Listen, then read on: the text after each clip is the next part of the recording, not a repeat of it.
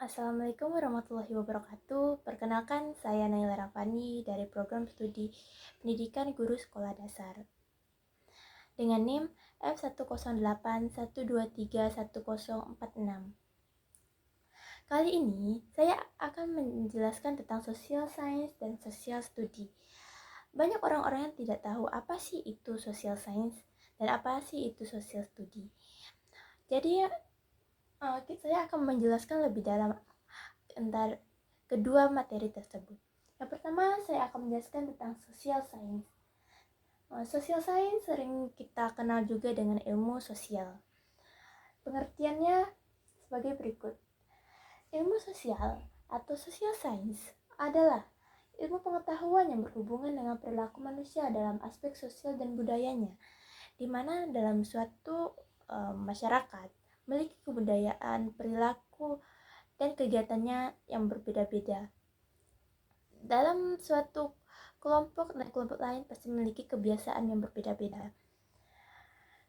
Lalu kedua, tujuan social science.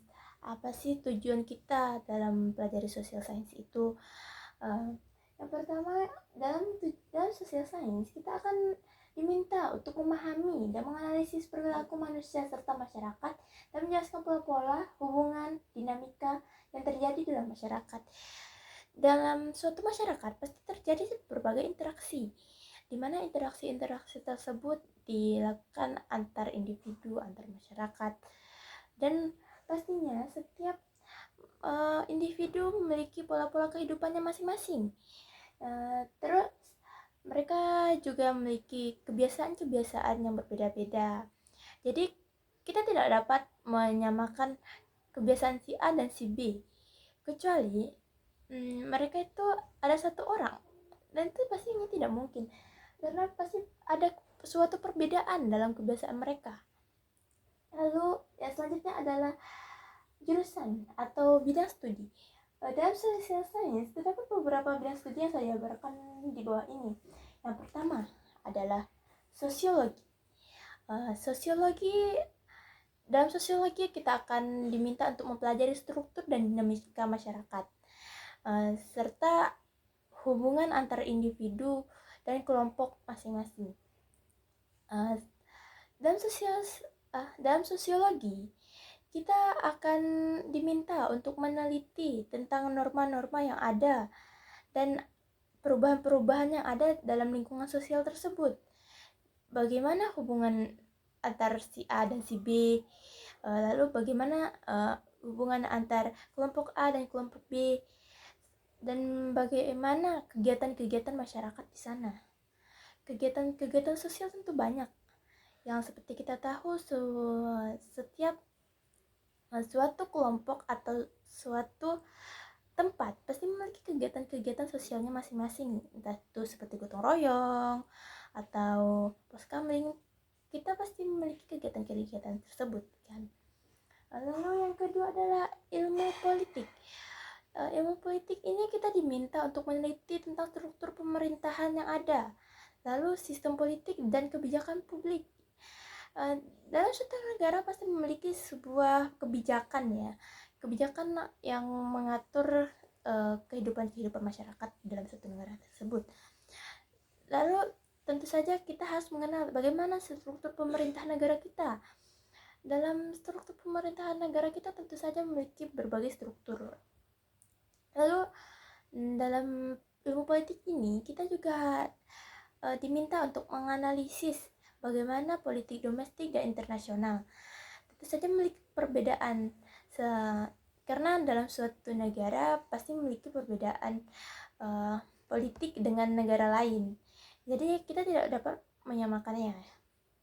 Mungkin dalam suatu negara pasti ada yang sama, entah itu dalam sistem pemerintahannya seperti presidensial atau lainnya. Tapi tentunya pasti ada perbedaan dalam kebijakan-kebijakan dan hukum-hukum yang diatur dalam suatu negara tersebut. Lalu yang ketiga adalah psikologi. Dalam psikologi kita diminta untuk mempelajari dan mengamati bagaimana sih perilaku dan mental seseorang. Tentu saja setiap individu memiliki kebiasaan, perilaku, dan mental yang berbeda-beda. Entah itu ada yang kebiasaannya sering tidur, entah itu ada yang kebiasaannya lebih suka begadang, lalu ada juga yang memiliki mental yang bisa kita sebut mental yang kuat dan lemah ya, dimana mental manusia itu pastinya berbeda. Jadi dalam psikologi kita akan mempelajari tersebut.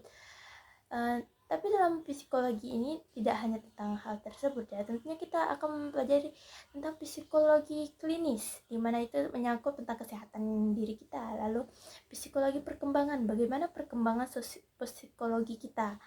Lalu psikologi sosial, bagaimana sih hubungan kita dengan orang lain.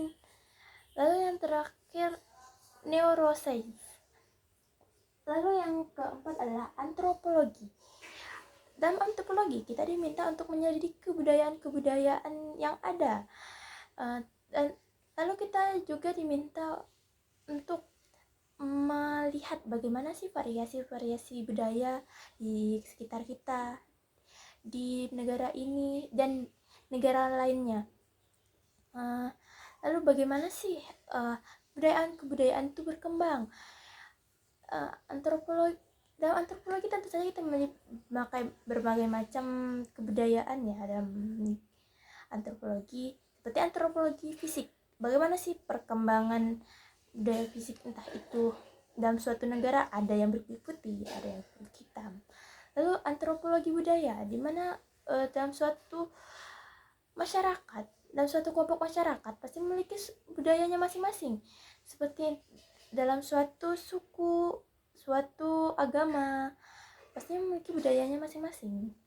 Lalu yang terakhir ada antropologi arkeologi.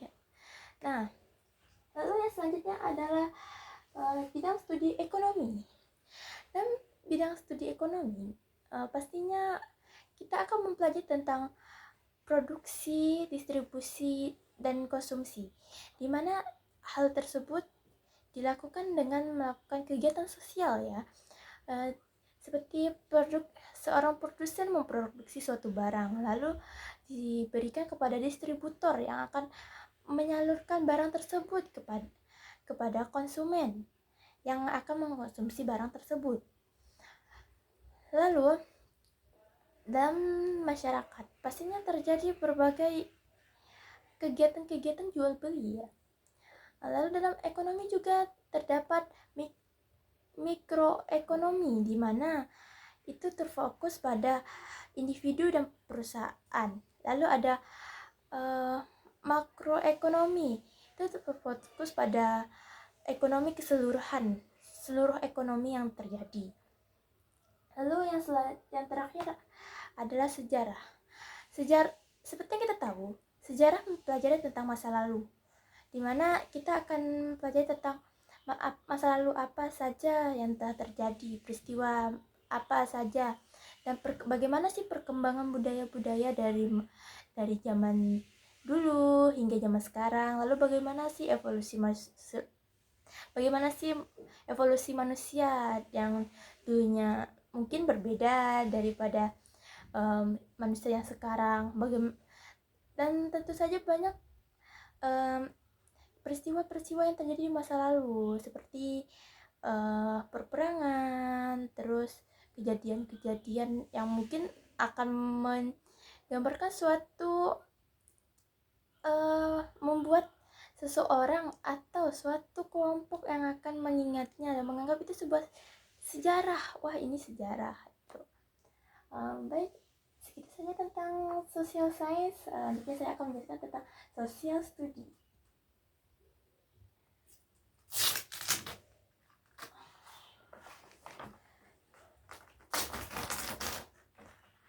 Oke. Selanjutnya adalah social study. Social study kita sering kenal dengan ilmu pengetahuan sosial atau IPS dalam persekolahan ya, karena kita sudah mendapat mata pelajaran IPS dari sejak SD. Dan seperti yang kita tahu, social studies atau ilmu pengetahuan sosial Uh, dalam hal tersebut kita akan mempelajari tentang ilmu-ilmu sosial dan ada untuk tujuan pendidikan, di mana itu untuk mendidik para murid ya. Tujuan sosial studi dapat dilihat sebagai berikut. Tujuan adanya IPS adalah untuk membentuk siswa menjadi masyarakat yang memiliki pengetahuan, sikap, dan keterampilan untuk berperan dalam kehidupan bangsa dan bernegara. Jadi, dalam IPS, kita akan membentuk siswa tersebut agar menjadi makhluk sosial yang baik di dalam suatu kehidupannya ya. Dalam bermasyarakat kita pastinya harus berinteraksi dan itu disebut dengan kegiatan sosial. Jadi kita akan membentuk siswa tersebut agar dapat terjun kepada masyarakat tersebut. Lalu selanjutnya adalah jurusan. Jurusan atau bidang studi. Mungkin banyak ya orang mengira sosial studi memiliki bidang studi yang hampir sama dengan social science ya. Ya emang benar, mereka memiliki kesamaan dalam bidang studinya. Bahkan dalam pengertiannya pun mungkin hampir sama. Kebanyakan orang tuh berpikir kenapa mereka memiliki kenapa mereka dibedakan padahal mereka sama. Padahal kita bisa bilang mereka itu berbeda karena dari tujuannya saja sudah berbeda ya. Karena sosial studi ini lebih mengacu pada pendidikan daripada sosial sains ini lebih mengacu kepada penelitian yang bisa dilakukan oleh berbagai umur. Sedangkan sosial studi ini lebih dimana kita akan mempelajari dan mendidik ya. Baiklah, pertama saya akan memulai dari sejarah. Dalam studi sejarah sosial studi, kita akan melatih siswa untuk mempelajari bagaimana sih peristiwa sejarah yang sudah terjadi di dunia kita, yang terjadi di negara kita. Jadi mereka bisa mengetahui kejadian-kejadian bersejarah apa yang terjadi. Lalu yang kedua adalah ilmu politik.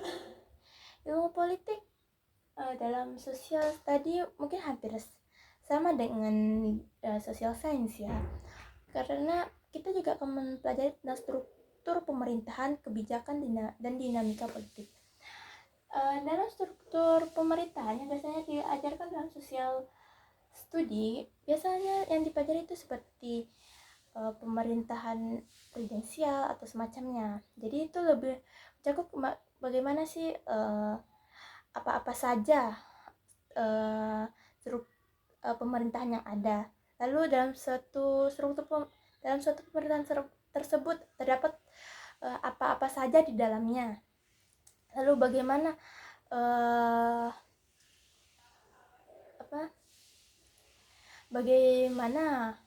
urutan-urutan pemerintahnya.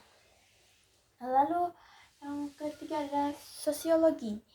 Dalam sosiologi tentu saja kita akan belajar tentang sosial ya, tentang struktur sosial, norma-norma yang berlaku dan interaksi antar individu. Emang benar, hampir mirip dengan social science tadi juga, dimana kita juga akan mempelajari tentang norma-norma yang berlaku dalam masyarakat. Tapi dalam itu, dalam sosial tadi kita akan mengarahkannya dalam suatu pendidikan, sehingga kita dapat mendorong siswa-siswa untuk memiliki rasa sosial dan memahami norma-norma yang ada di sekitarnya. Lalu yang keempat adalah ekonomi. Dalam ekonomi kita akan mempelajari tentang prinsip-prinsip ekonomi, sistem ekonomi, dan implikasi ekonomi dalam masyarakat. Dimana dalam social studies ekonomi itu kita akan menjelaskan bagaimana sih prinsip-prinsip ekonomi tersebut, Lalu bagaimana sih sistem ekonomi yang ada di Indonesia? Bagaimana sih sistem ekonomi yang ada di negara lain? Tentu saja kita akan mempelajari hal-hal tersebut dengan lebih rinci. Lalu yang kelima adalah geografi. Geografi itu suatu pelajaran yang untuk memahami interaksi manusia dengan lingkungan fisik, di mana lingkungan fisik itu bisa dibilang suatu tempat di mana kita berada. Misal kita berada di Indonesia, bagaimana masyarakat Indonesia, bagaimana manusia yang ada di negara Indonesia ini berinteraksi dengan lingkungannya. Seperti misal kita memiliki tanah gambut di mana lebih mudah menanam tanaman, lebih subur. Jadi masyarakat akan berinteraksi dengan lingkungannya dan menanam sayuran dengan memanfaatkan tanah gambut tersebut. Lalu yang keenam, antropologi. Seperti yang kita tahu tadi, antropologi adalah kegiatan di mana kita mempelajari tentang kebudayaan ya. Dalam social study kita akan mempelajari tentang kebudayaan juga seperti yang dijelaskan dalam social science. Nah, di dalam antropologi kita akan lebih mendalami misalnya tari ini nih dari daerah apa. Lalu kita juga akan mengetahui bagaimana sih sejarah tari tersebut dan bagaimana perkembangan tari tersebut. Itu bisa juga kita kaitkan dengan sejarah. Lalu terakhir adalah psikologi. Seperti yang kita tahu, psikologi itu adalah tentang mental ya. Dalam psikologi kita lebih diminta untuk menjelaskan bagaimana sih psikologi orang di sekitar kita, apa saja psikologi tersebut. Lalu bagaimana sih menghadapi keadaan orang yang perilakunya seperti ini. Jadi tentu saja setiap psikologi itu setiap manusia itu memiliki psikologi yang berbeda-beda. Jadi dalam psikologi ini kita akan mempelajari berbagai macam perilaku manusia. Nah, sekian penjelasan saya tentang social science dan social studies. Mungkin masih banyak ya yang mengira social science dan social studies itu sama, padahal itu memiliki perbedaan, di mana social science itu lebih tentang meneliti masyarakat, meneliti suatu masyarakat, individu atau kelompok, sehingga lalu kita akan memahami bagaimana kegiatan kelompok tersebut. Sedangkan dalam social study kita akan menjelaskan melalui suatu pendidikan, mana itu secara umum atau general, sehingga siswa itu dapat tahu dalam suatu masyarakat terdapat budaya ini. Lalu dalam suatu masyarakat juga terdapat macam-macam orang dengan berbagai sifat. Sedangkan dalam social science itu kita diminta untuk mendalami lebih meneliti gitu, lebih melihat bagaimana sih individu ini, bagaimana sih mentalnya, seperti itu. Baiklah, sekian dari saya. Lebih kurangnya saya mohon maaf. Yang salah berasal dari diri saya sendiri dan yang benar dari Allah. Wabillahi taufiq wal hidayah. Wassalamualaikum warahmatullahi wabarakatuh.